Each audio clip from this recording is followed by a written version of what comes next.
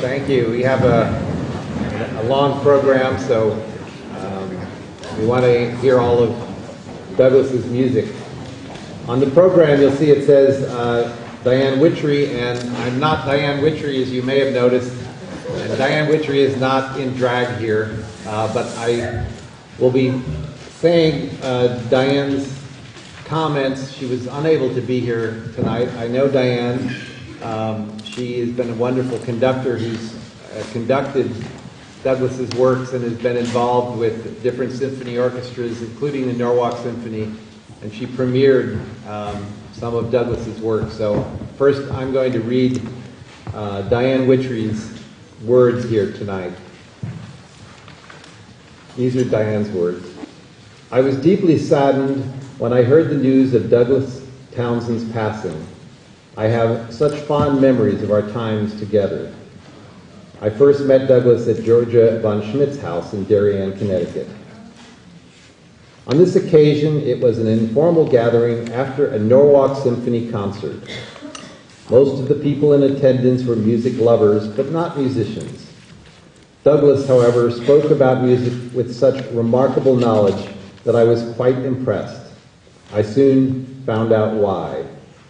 He was a well-known and respected composer and arranger who had had his music performed all over the world.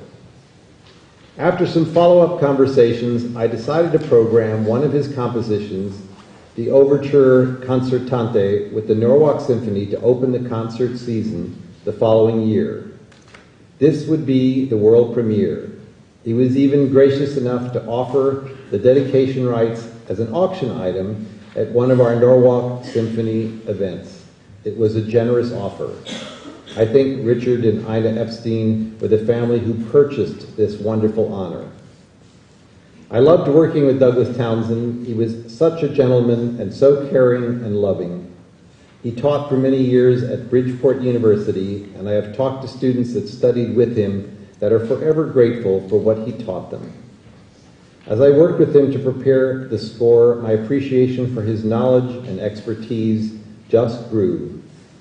Later on, I recommended his work to many of my colleagues, including Ron Demke with the Allentown Band.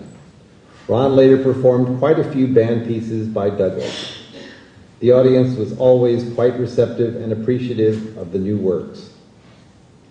I admired Douglas's entrepreneurial spirit as he organized concerts of new music in New York and the way he encouraged young composers. He was always positive and supportive, a role model for all of us. Douglas Townsend will be greatly missed, but I know that his spirit will live on through the performance of his wonderful music. Diane Wittry, music director and conductor, the Allentown Symphony Orchestra of Pennsylvania. And I have a few words of my own. I've known Jean and Douglas for many years.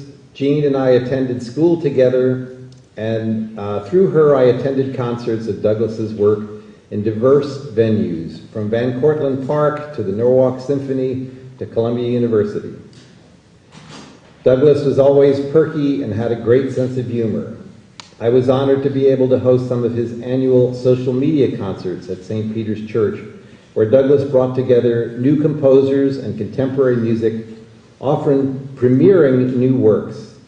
This was part of Douglas's great interest in other musicians and composers. And through Jean, Douglas brought his music and that of his contemporaries to the world, all over social media like Facebook. I'm saddened that Douglas and his talent and abilities are no longer with us. He was composing and teaching and encouraging other composers and musicians into his 9th decade. Although Douglas is presumably showing St. Peter some new tricks for harp, I'm sad he's no longer with us, but we shall have his wonderful music and keep him and his spirit alive through his music. Thank you, Douglas, for bringing music and joy to our lives. Also, Dr. Kirby Jolly unfortunately will not be here today, so we will have comments from Natalia Medvedovskaya to deliver some remarks.